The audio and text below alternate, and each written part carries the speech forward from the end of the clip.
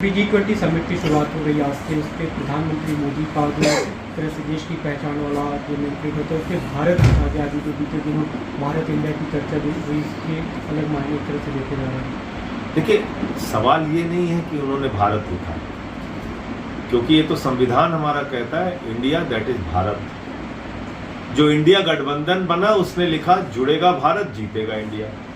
तो हम तो भारत और इंडिया दोनों ही मानते हैं। लेकिन मेरा सवाल यह है कि जो प्रधानमंत्री जी बात बात पे Khelo India, digital India, make in India, startup India, हर चीज में इंडिया कहते हैं और बार बार अपील करते हैं vote for India, vote for India.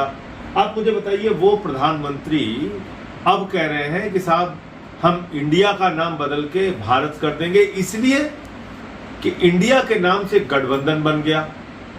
कल को भारत के नाम पे गठबंधन बन जाएगा तो भारत का नाम बदल के वो लिख देंगे प्राइम मिनिस्टर ऑफ बीजेपी। फिर कोई गठबंधन बीजेपी के नाम से बन गया तो उसको बदल के वो कर देंगे कि प्राइम मिनिस्टर ऑफ कांग्रेस, कुछ भी कर देंगे। मतलब ये क्या है? ये कैसा मजाक है?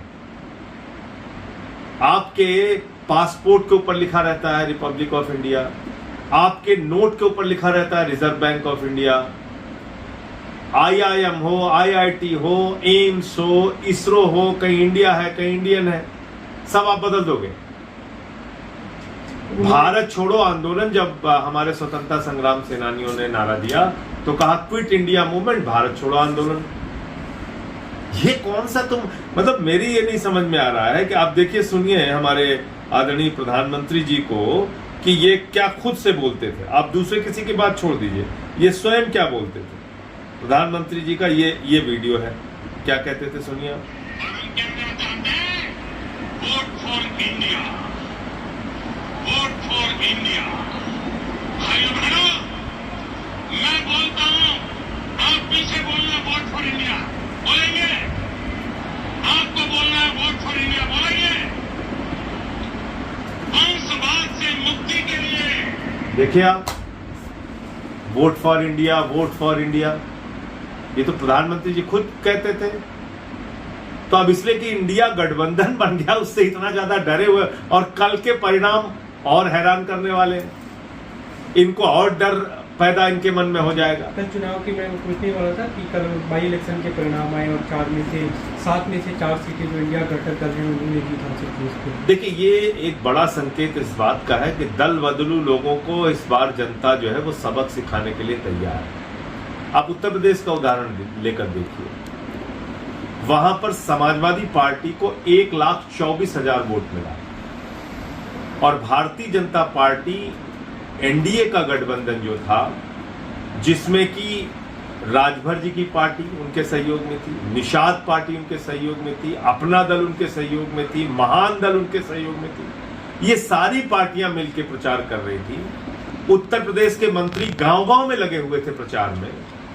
डबल इंजन की सरकार है मोदी और योगी की, बावजूद इसके 43,000 मतों से हारे हुए। ये बहुत बड़ा संकेत है लोकसभा चुनाव के लिए, और ये इस बात का भी संकेत है कि अडानी वाले हारेंगे और इंडिया वाले जीतेंगे।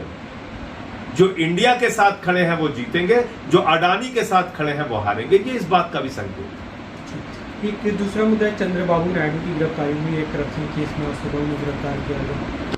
देखिए, ऐसा है कि दुर्भावना की राजनीति से कार्रवाई करना कतई ठीक नहीं है। और आपने तो देखा कि जो वहां की सरकार है, उनकी पार्टी है, वो पूरी तरीके से मोदी जी के इशारे पर काम करती है। तो हो सकता है बीजेपी और YSR की जो पार्टी है जगन रेड्डी की, दोनों ने मिल के निर्णय लिया हो कि चंद्रबाबू नायडू जी की गिरफ्तारी करनी है, और इसके कारण ये।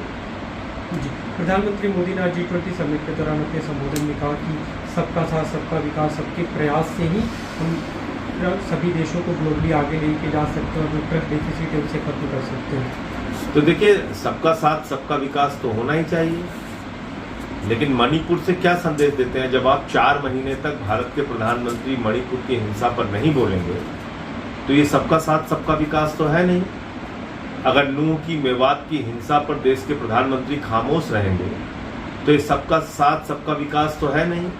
अगर पहलवानों बेटियों के साथ हो रहे अत्याचार पर प्रधानमंत्री खामोश रहेंगे तो ये सबका साथ सबका विकास एक कोरा नारा साबित होगा, बावजूद इसके कि वो आपको जमीन पे कुछ सच्चाई के रूप में दिखाई पड़े। तो जमीन की सच्चाई अलग है, प्रधानमंत्री जी का बोलना अलग है, और मैं समझता हूँ कि इसीलिए अब इन नारों का कोई असर जनता के ऊपर नहीं पड़ता। जब प्रधानमंत्री भ्रष्टाचार के खिलाफ बोल के अजीत पवार को अपने साथ शामिल करते हैं, जब प्रधानमंत्री वंशवाद के खिलाफ बोलकर वंशवादी पार्टियों को अपने साथ मिलाकर चलते हैं, तो उनकी सच्चाई अब देश के सामने आ चुकी है। राष्ट्रपति डिनर होस्ट करने वाले हैं, G20 डिनर, उसमें सभी मुख्यमंत्रियों को, सभी बड़े नेताओं को बुलाया गया, लेकिन मल्लिकार्जुन खड़गे जो विपक्ष के नेता उन्हें आमंत्रित नहीं किया गया। कांग्रेस पार्टी से लेकर सवाल उठा रहे पर राहुल गांधी ने। देखिए, ये बहुत बड़ा अपमान है मल्लिकार्जुन खड़गे जी का, बहुत बड़ा अपमान है। वो कांग्रेस पार्टी के राष्ट्रीय अध्यक्ष होने के साथ साथ भी राज्यसभा में लीडर ऑफ अपोजिशन है, और लीडर ऑफ अपोजिशन का अपना एक कैबिनेट रैंक होता है, उसका अपना एक संसदीय लोकतंत्र में महत्व है, और आप उसको नहीं बुला रहे। जो व्यक्ति 52 साल से इस देश की राजनीति में, राज्यसभा का भी लीडर ऑफ अपोजिशन रहे, अभी हैं, और लोकसभा के भी लीडर ऑफ अपोजिशन रहे, विधानसभा में भी रहे, कई बड़े बड़े पदों पे रहे, कैबिनेट मंत्री रहे, केंद्रीय मंत्री रहे, और ऐसे व्यक्ति को आप आमंत्रित नहीं कर रहे हैं। ये क्या संदेश आप देना चाहते हैं? या जो विदेशी मेहमान भी आए हैं वो क्या सोचेंगे आपके बारे में? भारत दुनिया का सबसे बड़ा लोकतंत्र है, पूरी दुनिया में हम अपने लोकतंत्र का डंका पीटते हैं, और यहाँ अपने नेताओं से इस तरह का भेदभाव का आचरण करते हुए ठीक नहीं। आम आदमी पार्टी ने कल मध्य प्रदेश और छत्तीसगढ़ के लिए 10-10 उम्मीदवारों के नाम की घोषणा की। आपको चुनाव की पूरी तैयारी चल रही है?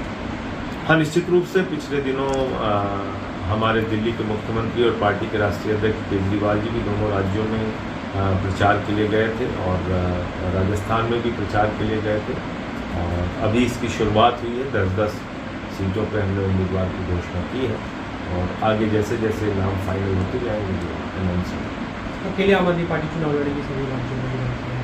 ये तो हमारी तैयारी पहले से चल रही है, 1.5-2 साल से हमारी तैयारी चल रही है।